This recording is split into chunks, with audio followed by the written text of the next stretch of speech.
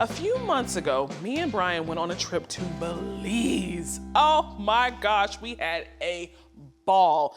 From riding on the golf carts to all of the great food we ate. I think that's what me and Brian share in common the most.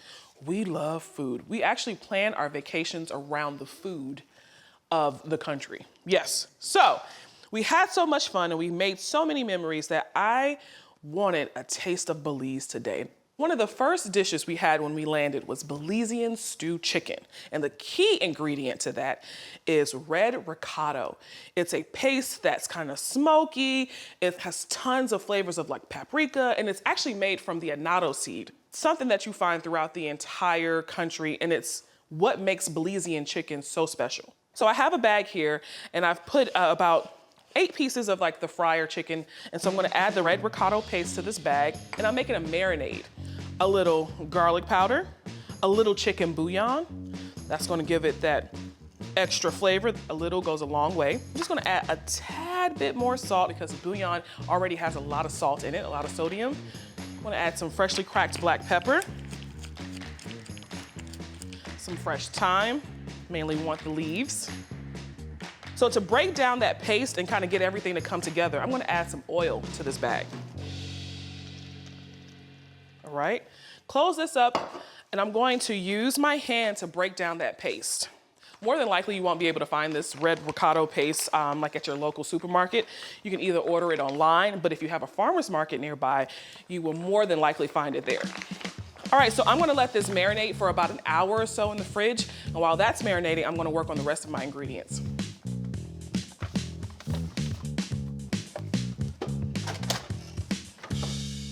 All right, so I have some tricolor peppers here. I have red pepper, yellow pepper, and green pepper. I've already sliced some onions, and I have some garlic that I'm gonna mince.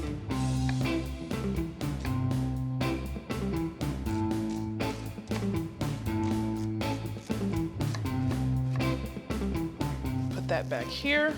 All right, let me grab that chicken.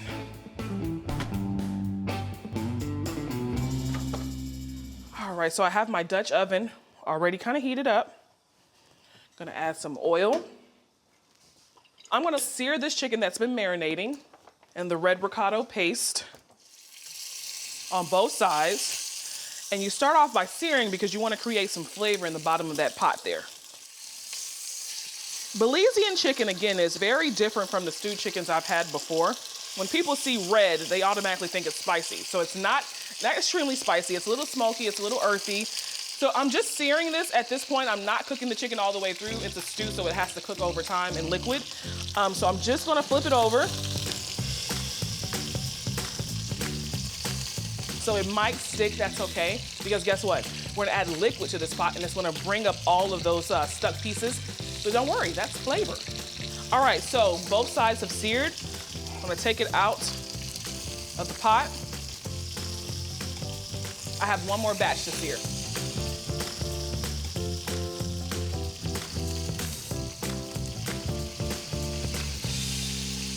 Take that out. I'm gonna add the veggies into the pot now. I'm gonna add those sliced onions as well. I'm gonna add a little salt to help sweat out those veggies. Some dried oregano and cumin.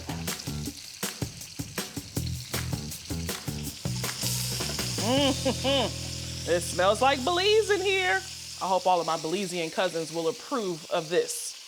In Belize, you can either eat this 2 ways. They'll ask you if you want this with traditional white rice or you want to eat it with rice and peas, rice and beans. Across the African diaspora, you'll hear different variations of it. You may hear rice and peas, like in Jamaica or Trinidad or Guyana. But in Belize, they serve it with rice and beans, kidney beans to be exact. So I have 2 cups of chicken stock. Now I'm going to add my chicken back into the pot, nestle that right in there. I'm going to cook this covered on medium-low for about 45 minutes to an hour. That's Brian's favorite part of a stew.